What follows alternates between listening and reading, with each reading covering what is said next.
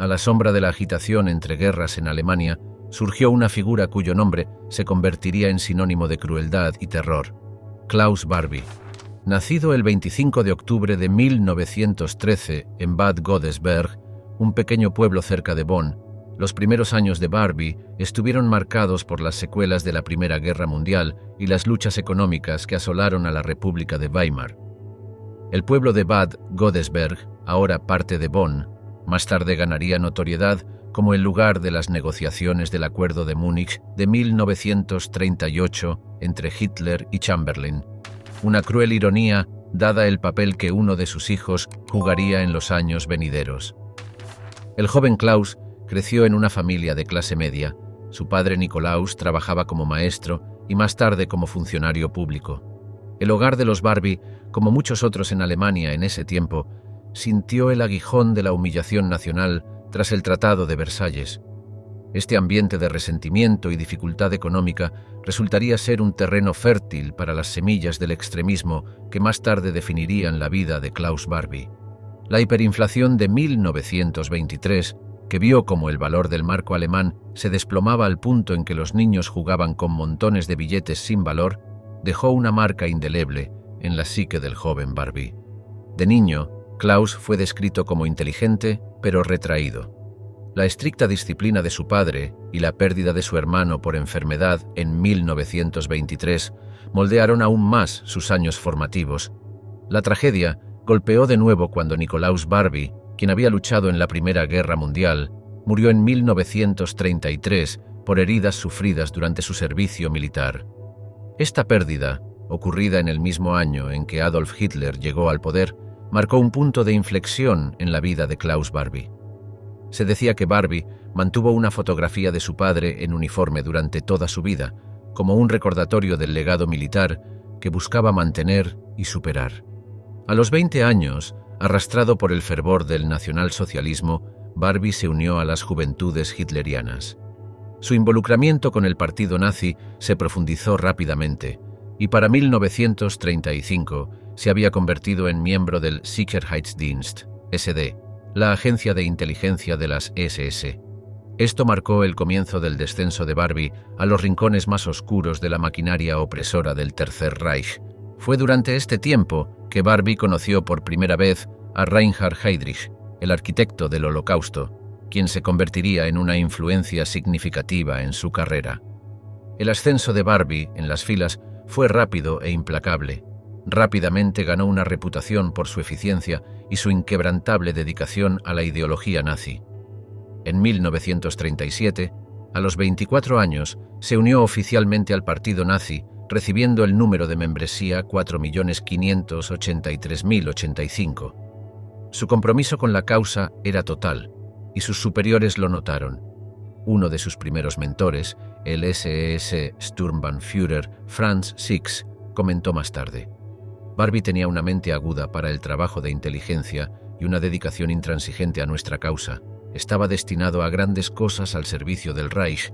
A medida que la guerra se avecinaba en el horizonte, el papel de Barbie en las SS se expandió. En 1940 fue asignado a los Países Bajos, donde perfeccionó sus habilidades en la contrainteligencia y la brutal supresión de movimientos de resistencia. En Ámsterdam, Barbie estuvo involucrado en la redada de judíos holandeses, incluida la incursión que casi capturó a Anne Frank y su familia en 1942. En noviembre de 1942, la trayectoria de Barbie tomó un giro siniestro cuando fue destinado a Lyon, Francia. Con apenas 29 años, fue nombrado jefe de la Gestapo local, oficialmente conocida como sección cuarto de la Sicherheitspolizei und SDS. Lyon, un hervidero de actividad de la resistencia francesa, se convirtió en el escenario de las atrocidades más notorias de Barbie.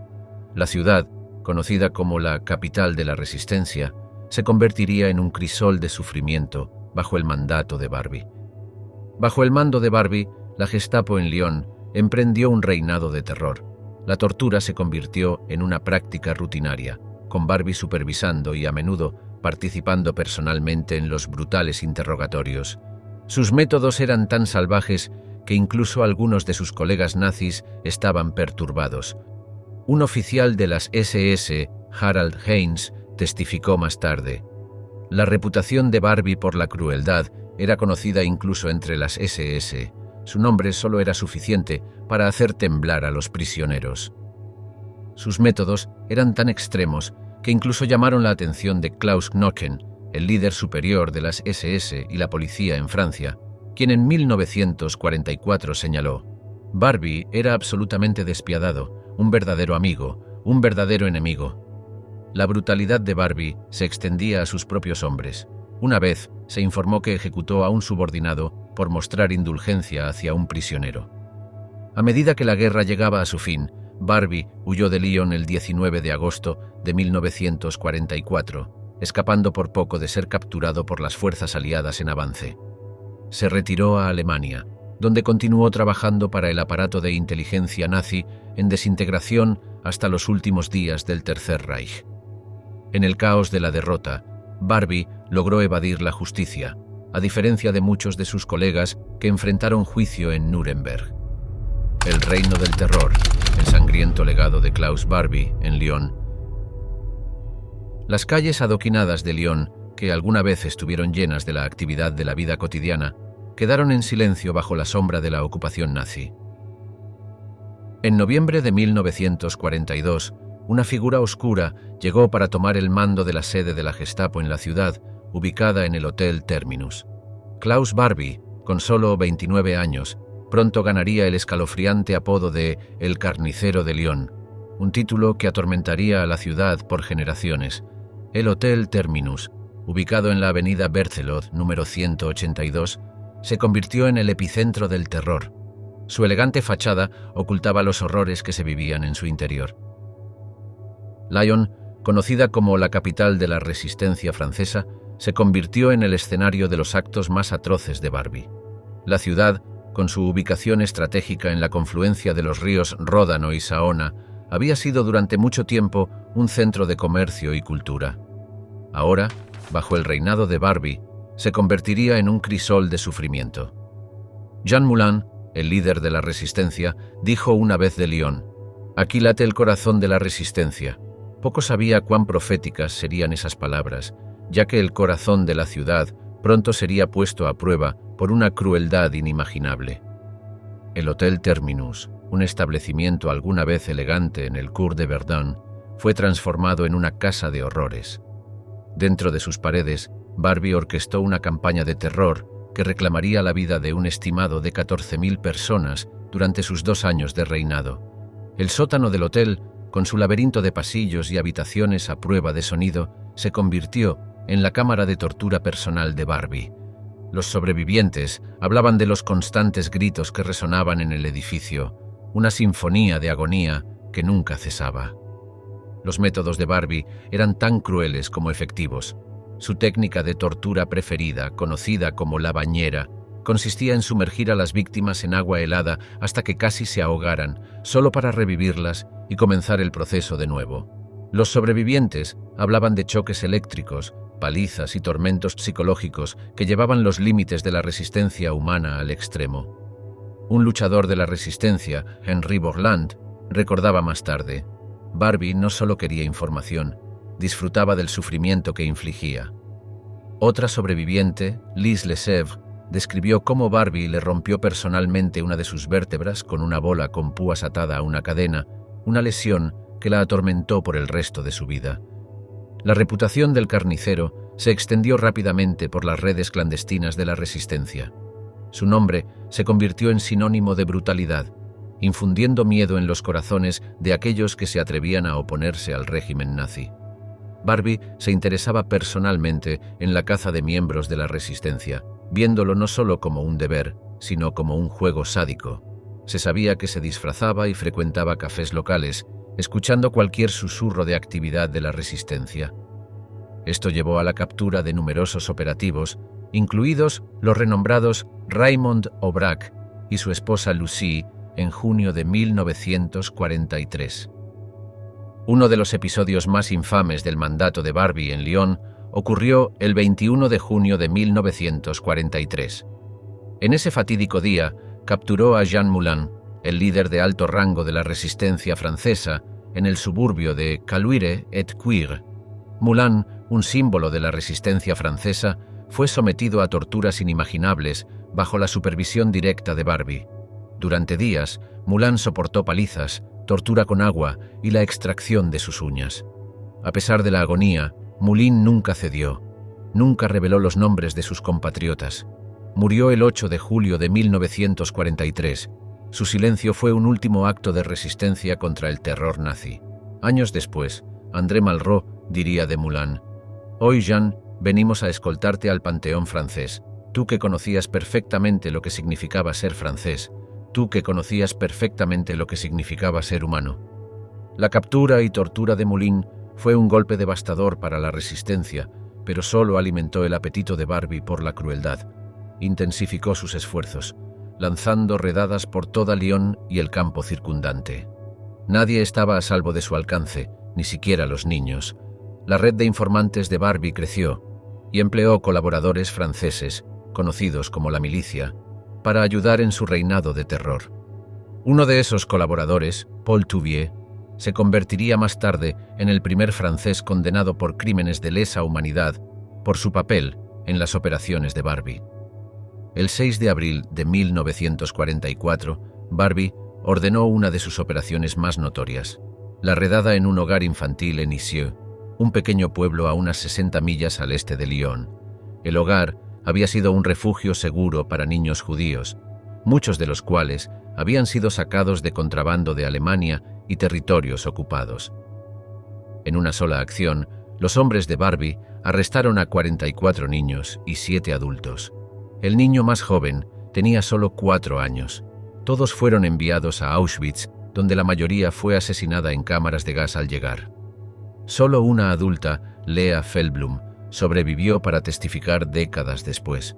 Recordó la fría sonrisa de Barbie mientras los niños eran subidos a los camiones, diciendo: «Era como si estuviera viendo una excursión escolar, no enviando inocentes a su muerte».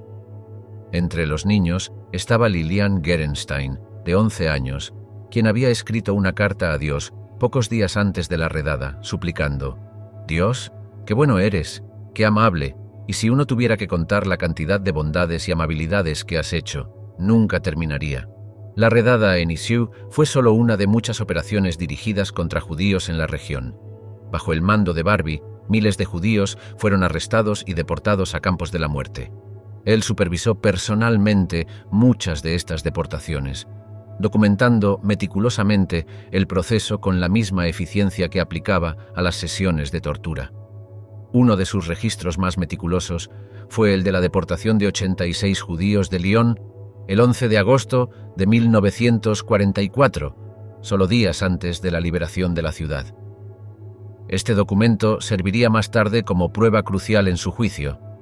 A medida que las fuerzas aliadas avanzaban y se acercaba la liberación de Francia, las acciones de Barbie se volvieron aún más frenéticas. En un último acto de crueldad, organizó el último transporte desde Lyon, conocido como el último tren. El 11 de agosto de 1944, solo días antes de la liberación de la ciudad, más de 600 prisioneros fueron apiñados en vagones de ganado con destino a campos nazis. Entre ellos estaba Simone Lagrange, entonces una adolescente, quien más tarde testificó: «Barbie estaba allí en el andén, mirándonos con esos ojos fríos.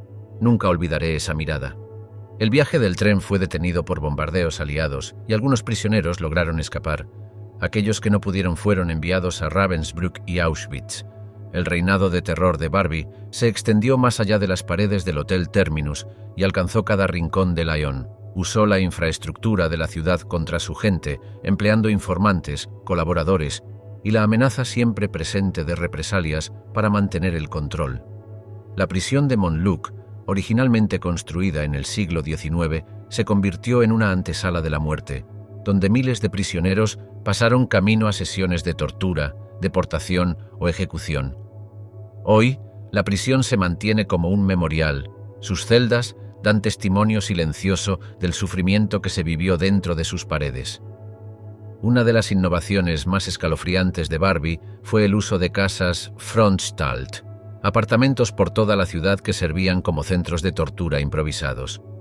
Estos lugares anodinos permitían a la Gestapo operar con una eficiencia aterradora, arrebatando personas de las calles y extrayendo información antes de que alguien supiera que estaban desaparecidas.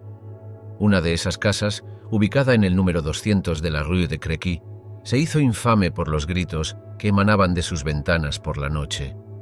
La verdadera magnitud de los crímenes de Barbie puede que nunca se conozca por completo. Muchos de sus víctimas no sobrevivieron para contar sus historias, y otros tantos estaban demasiado traumatizados para hablar de sus experiencias. Sin embargo, los testimonios que surgieron pintan el retrato de un hombre consumido por la furia sádica y el fervor ideológico. Marcel Ophuls, en su documental Hotel Terminus, la vida y época de Klaus Barbie, capturó el trauma perdurable de las víctimas de Barbie, con un sobreviviente afirmando: «No solo mató personas, mató sus almas». A medida que las fuerzas aliadas se acercaban a Lyon a fines de agosto de 1944, Barbie huyó de la ciudad, dejando atrás un legado de dolor y horror. Escapó el 19 de agosto, solo días antes de que Lyon fuera liberada el 3 de septiembre. El Hotel Terminus, una vez un símbolo del terror nazi, fue recuperado por el pueblo de Lyon. Pero las cicatrices dejadas por el carnicero tardarían generaciones en sanar. El luchador de la resistencia Yves Farge resumió la liberación de la ciudad, diciendo: «Lyon ha sufrido, Lyon ha luchado, Lyon está liberada». En los años que siguieron, sobrevivientes y familiares de las víctimas de Barbie lucharon incansablemente para llevarlo ante la justicia. Tomaría casi 4 décadas antes de que finalmente enfrentara juicio en Lyon, la misma ciudad que había aterrorizado. Mientras estaba en el banquillo, en 1987, frente a sus acusadores, el peso de sus crímenes se cernía sobre la sala del tribunal. Simone Lagrange, quien había sobrevivido al último tren y Auschwitz, lo confrontó diciendo: «Quiero que admitas tus crímenes antes de morir». Barbie, impenitente hasta el final, declaró: «Cuando me presente ante el trono de Dios, seré juzgado inocente». La fuga de la serpiente, la vida en las sombras de Klaus Barbie en Bolivia.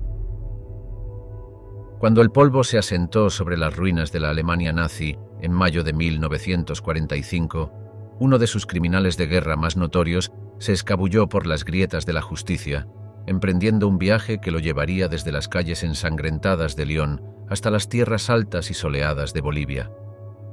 Klaus Barbie, el infame carnicero de Lyon, había burlado la horca y estaba a punto de comenzar un nuevo capítulo en su oscura saga. El hombre que una vez declaró: «No reconozco ningún Estado judío, soy alemán y seguiré siéndolo», estaba a punto de reinventarse en una tierra muy lejana a los escenarios de sus crímenes. El año era 1945 y Europa era un mosaico caótico de devastación y retribución. Barbie, con sus manos todavía metafóricamente manchadas con la sangre de miles de personas, encontró un salvador inesperado en la forma del Cuerpo de Contrainteligencia de los Estados Unidos, CIC. El CIC, ansioso por explotar la experiencia anticomunista de Barbie en la naciente Guerra Fría, le proporcionó una nueva identidad y un boleto a la libertad. Esta decisión llevaría más tarde al senador estadounidense Alan Cranston a comentar: «Haber utilizado a Barbie y a otros como él, cuya única cualificación era su pasado nazi, fue un error de primer orden». Bajo el alias Klaus Altmann, Barbie fue trasladado secretamente a Sudamérica en 1951, uniéndose a las filas de numerosos fugitivos nazis que buscaban refugio en los brazos acogedores de los regímenes latinoamericanos de derecha.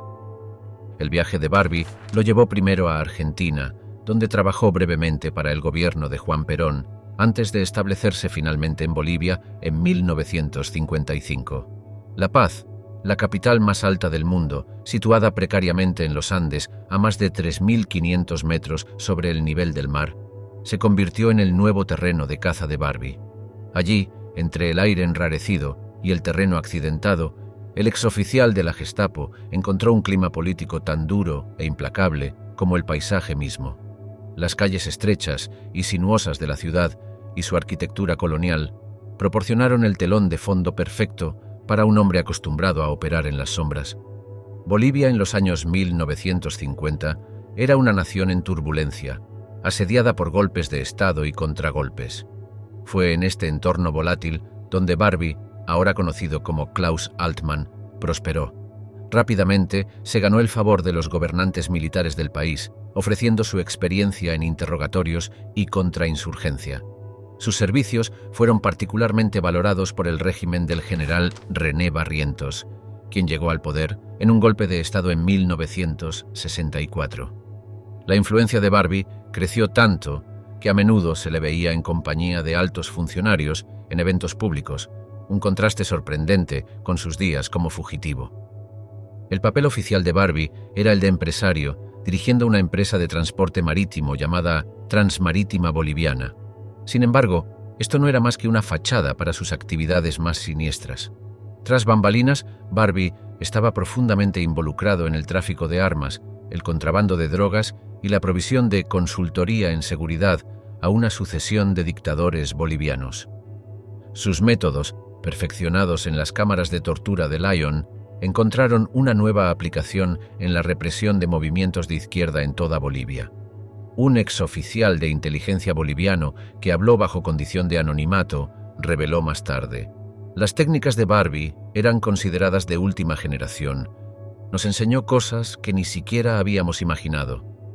Uno de los actos más notorios de Barbie durante este período fue su supuesta participación en la captura y ejecución de Che Guevara en 1967. Aunque su papel exacto sigue siendo disputado, se dice que Barbie proporcionó la inteligencia que llevó a la localización de Guevara y aconsejó sobre técnicas de interrogatorio. Las últimas palabras del revolucionario, «Dispara, cobarde, solo vas a matar a un hombre», bien podrían haber sido pronunciadas en presencia de su viejo enemigo, el torturador nazi. Félix Rodríguez, el operativo de la CIA presente en la ejecución de Guevara, escribió más tarde en sus memorias: «Hubo rumores de un asesor europeo, alguien con un oscuro pasado. Nunca lo vimos, pero su presencia se sentía». La influencia de Barbie se extendió más allá de las fronteras de Bolivia. Se convirtió en una figura clave en el llamado Golpe de la Cocaína, del 17 de julio de 1980, cuando el general Luis García Meza tomó el poder con el respaldo de traficantes de drogas y neofascistas internacionales. Barbie, aprovechando sus antiguas conexiones nazis, ayudó a reclutar mercenarios europeos para el golpe, incluyendo al terrorista italiano Stefano Delle Chiaie. El golpe estableció a Bolivia como un narcoestado, con Barbie en el centro de sus operaciones. Como un agente de la DEA lo describió más tarde, Barbie convirtió a Bolivia en un patio de recreo para ex-nazis y capos de la droga. Era como una mala película de Hollywood, excepto que era real. Durante su tiempo en Bolivia, Barbie mantuvo contacto con otros fugitivos nazis dispersos por Sudamérica. Formaba parte de una red suelta que incluía a Joseph Mengele en Paraguay y a Walter Rauff en Chile. Esta línea de ratas, como llegó a conocerse, era un testimonio de los lazos duraderos forjados en el crisol del Tercer Reich. En 1972 se celebró una reunión secreta de estos ex-nazis en São Paulo, Brasil, donde Barbie supuestamente se jactó: «Estamos construyendo un cuarto Reich aquí en Sudamérica». La vida de Barbie en Bolivia no estuvo exenta de lujos. Poseía una extensa hacienda en las afueras de La Paz, donde entretenía a funcionarios gubernamentales y a otros ex-nazis. Su hija, Ute, se casó con un boliviano y se convirtió en parte de la élite del país. Por un tiempo, parecía que Klaus Barbie había escapado verdaderamente de su pasado. Incluso tuvo la audacia de dar entrevistas a periódicos locales, presentándose como un respetable hombre de negocios y cruzado anticomunista. En una de esas entrevistas con La Razón, en 1976, declaró: «Bolivia me ha dado una nueva vida, y estoy agradecido por ello». El rugido de Lyon. La justicia alcanza al carnicero. Nemd. En los anales de la justicia posterior a la Segunda Guerra Mundial, pocas historias son tan convincentes como la implacable persecución y eventual captura de Klaus Barbie, el infame carnicero de Lyon. Durante décadas, este criminal de guerra nazi había eludido el alcance de la justicia, escondiéndose a plena vista en las tierras altas de Bolivia. Pero el 5 de febrero de 1983, mientras el sol andino proyectaba largas sombras sobre La Paz, la red finalmente se cerró en torno a uno de los hombres más buscados del mundo. La captura de Barbie no fue solo el fin de una cacería humana, sino el comienzo de un ajuste de cuentas que obligaría a Francia a enfrentar su pasado en tiempos de guerra. La caza de Barbie fue un largo y arduo viaje que abarcó continentes y décadas. A la vanguardia de esta persecución estaban Serge y Beate Klarsfeld, un equipo de cazadores de nazis compuesto por marido y mujer, cuya determinación se volvería legendaria. Su búsqueda comenzó en serio en 1971, cuando descubrieron que Barbie vivía cómodamente en Bolivia bajo el alias Klaus Altmann. La investigación de los Klarsfeld fue meticulosa, involucrando incontables horas de revisión de documentos y seguimiento de pistas. Incluso enlistaron la ayuda de su joven hijo, Arno, quien en un momento se hizo pasar por periodista para confirmar la identidad de Barbie. Los métodos de los Klarsfeld eran tan poco ortodoxos como efectivos. En 1972, Beate Klarsfeld se encadenó a un banco en La Paz, exigiendo la extradición de Barbie. Sus acciones atrajeron la atención internacional, arrojando luz sobre el hecho de que Bolivia albergaba a fugitivos nazis. Serge Klarsfeld recordó más tarde: «Sabíamos que teníamos que hacer ruido, para que el mundo no pudiera ignorar la presencia de Barbie».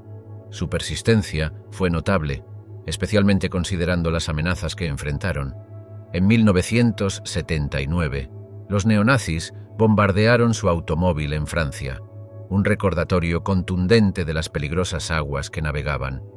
Sus esfuerzos dieron fruto en 1983, cuando un nuevo gobierno civil electo en Bolivia, encabezado por el presidente Hernán Siles Zuazo, finalmente accedió a extraditar a Barbie. La decisión llegó después de años de presión diplomática y cambios en los vientos políticos. En ese fatídico día de febrero, la policía boliviana, acompañada por funcionarios franceses, arrestó al Barbie de 69 años en su casa en La Paz. La operación, con nombre en clave Cóndor, fue la culminación de años de planificación y negociación. Curiosamente, el equipo francés incluía a Roger Chex, un exluchador de la resistencia que había sido torturado por Barbie durante la guerra. Chex describió más tarde el momento del arresto. Miré a sus ojos y por un segundo vi un destello de reconocimiento. Sabía que su tiempo había terminado. Mientras lo llevaban, Barbie supuestamente dijo: «No tengo nada que ocultar. Estoy orgulloso de mi pasado». Estas palabras lo perseguirían mientras era llevado a Francia, aterrizando en el aeropuerto de Lyon-Bron el 6 de febrero de 1983. Fue un regreso poético a la misma ciudad donde 4 décadas antes había ganado su espeluznante apodo. El vuelo en sí estuvo lleno de tensión. Las autoridades francesas, temiendo un intento de asesinato, hicieron que Barbie usara un chaleco antibalas y lo rodearon con guardias fuertemente armados. La vista de Barbie en suelo francés electrizó a la nación. Los sobrevivientes de su brutalidad, muchos de ellos ahora en sus años crepusculares, sintieron una mezcla de alivio y aprensión. Como dijo una sobreviviente, Lise Lesevre: «Nunca pensé que viviría para ver este día. Ahora, las pesadillas podrían finalmente terminar». Lesevre había sido torturada por Barbie durante 9 días en 1944, una experiencia que le dejó lesiones de por vida. Su testimonio sería crucial más tarde en el juicio. El juicio de Klaus Barbie comenzó el 11 de mayo de 1987 en el Palacio de Justicia de Lyon. El ornamentado juzgado del siglo XIX contrastaba fuertemente con los sombríos relatos que se desarrollarían dentro de sus muros. Durante las siguientes 8 semanas, el tribunal escucharía el testimonio de 97 testigos, pintando un cuadro desgarrador de la vida bajo el reinado de terror de Barbie. Los procedimientos fueron transmitidos en la televisión francesa, marcando la primera vez que se permitieron cámaras en un tribunal francés. Esta decisión no estuvo exenta de controversia, ya que algunos argumentaron que convertiría el juicio en un espectáculo. La fiscalía, encabezada por Pierre Truche, presentó un caso condenatorio. Detallaron el papel de Barbie en la deportación de 44 niños judíos de un orfanato en Lisieux, un crimen que se convertiría en emblemático de su crueldad. Lea Feldblum, una de las pocas sobrevivientes de esta deportación, testificó: «Todavía puedo oír los gritos de los niños cuando fueron arrancados de sus camas. Barbie estaba allí, sonriendo, como si estuviera viendo una obra escolar. La redada en Lisieux, que tuvo lugar el 6 de abril de 1944, se convirtió en un punto focal del juicio, simbolizando la profundidad de la barbarie nazi. Otros testigos relataron relatos horribles de tortura en el Hotel Terminus, la sede de Barbie en Lyon. Simone Lagrange, quien fue torturada por Barbie, confrontó a su torturador en el tribunal. «¿Recuerdas, Klaus Barbie?», preguntó, con la voz firme. «Quiero que me mires, yo era la niña que torturaste». El testimonio de Lagrange fue particularmente poderoso, ya que describió cómo Barbie había torturado a su padre hasta la muerte y deportado a su madre a Auschwitz. La defensa de Barbie, liderada por el controvertido abogado Jacques Vergès, intentó desviar la atención hacia las atrocidades coloniales de Francia, argumentando que el juicio era un ejercicio de justicia selectiva. Vergès, conocido por su estrategia de defensa de ruptura, declaró: «Francia no tiene derecho a juzgar a este hombre cuando sus propias manos están manchadas con la sangre de Argelia». Esta táctica, aunque provocativa, no logró convencer al jurado. Vergès, quien anteriormente había defendido a otras figuras controvertidas como Carlos el Chacal, dijo más tarde sobre Barbie: «Era un soldado haciendo un trabajo sucio en una guerra sucia, pero no estaba solo. Durante el juicio, Barbie se mantuvo mayormente impasible, asistiendo solo los primeros 3 días antes de boicotear los procedimientos. Su ausencia hizo poco para disminuir el peso de las pruebas en su contra. Documentos, relatos de testigos oculares y registros históricos pintaron un cuadro condenatorio de sus actividades durante la guerra. Una pieza de evidencia particularmente escalofriante fue un telegrama que Barbie había enviado a sus superiores en 1944, jactándose de la deportación de niños judíos. Esta mañana, el hogar infantil judío en Lisieux fue limpiado. En total, 41 niños de entre 3 y 13 años fueron detenidos. El transporte a Drancy se realizará el 7 de abril de 1944. Una de las revelaciones más impactantes surgió del testimonio sobre el papel de Barbie en el arresto de Jean Moulin, un héroe de la resistencia francesa. Los testigos describieron cómo Barbie torturó personalmente a Moulin, quien murió sin revelar ninguna información. La sala del tribunal quedó en silencio mientras Daniel Cordier, exsecretario de Moulin, relataba: «El silencio de Moulin frente a tal brutalidad fue la cúspide de la resistencia». La hermana de Moulin, Laure, también testificó diciendo: «El sacrificio de mi hermano no debe ser en vano. Este juicio es para él y para todos aquellos que resistieron». A medida que avanzaba el juicio, se hizo evidente que esto era más que la persecución de un solo hombre. Era un ajuste de cuentas con el pasado de Francia en tiempos de guerra, obligando a la nación a confrontar verdades incómodas sobre la colaboración y la resistencia. El historiador Henry Russo señaló: «El juicio de Barbie abrió viejas heridas, pero también permitió una especie de catarsis nacional.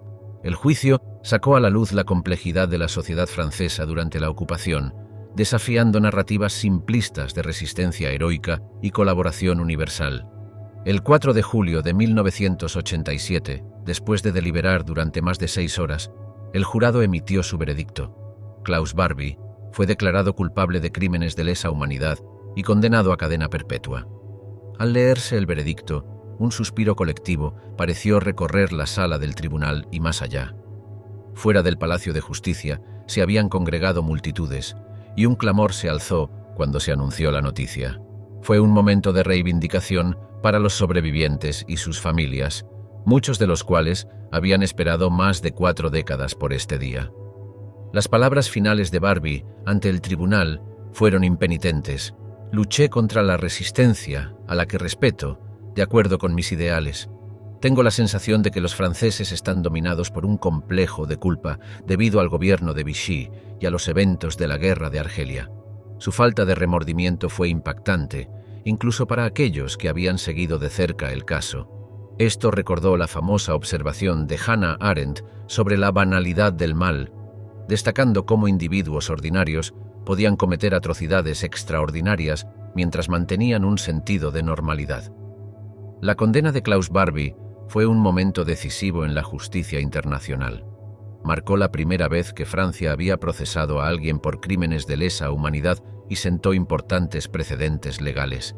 El juicio duró 37 días, involucró a más de 800 demandantes civiles y costó un estimado de 3,5 millones de francos. Fue, en ese momento, el juicio más caro en la historia de Francia. Los procedimientos fueron seguidos de cerca en todo el mundo, con actualizaciones diarias en los principales periódicos y en televisión. Los medios jugaron un papel crucial en dar forma al impacto del juicio en la conciencia pública. Documentales como Hotel Terminus, La vida y época de Klaus Barbie, 1988, de Marcel Ophuls, llevaron las complejidades del caso de Barbie a una audiencia más amplia. La película, que ganó un premio de la Academia, profundizó en las actividades de Barbie después de la guerra, incluyendo su trabajo para la inteligencia de los Estados Unidos y su vida en Bolivia, añadiendo capas a la comprensión pública de la larga sombra que dejaron los criminales de guerra nazis. El trabajo de Ophuls fue particularmente notable por sus entrevistas con bolivianos que habían conocido a Barbie bajo su alias Klaus Altmann, revelando cómo un criminal de guerra podía llevar una vida aparentemente normal durante décadas. En la literatura, el juicio de Barbie inspiró numerosas obras, tanto de ficción como de no ficción. Notablemente, el libro de 1989, El carnicero de Lyon, de Brendan Murphy, proporcionó un relato completo de los crímenes de Barbie y su eventual captura, convirtiéndose en un texto seminal para aquellos que buscan entender el contexto histórico del caso. El trabajo de Murphy detalló el reinado de terror de Barbie en Lyon, incluyendo su papel en la deportación de 44 niños judíos de Isieux el 6 de abril de 1944, un evento que se convirtió en central en su enjuiciamiento.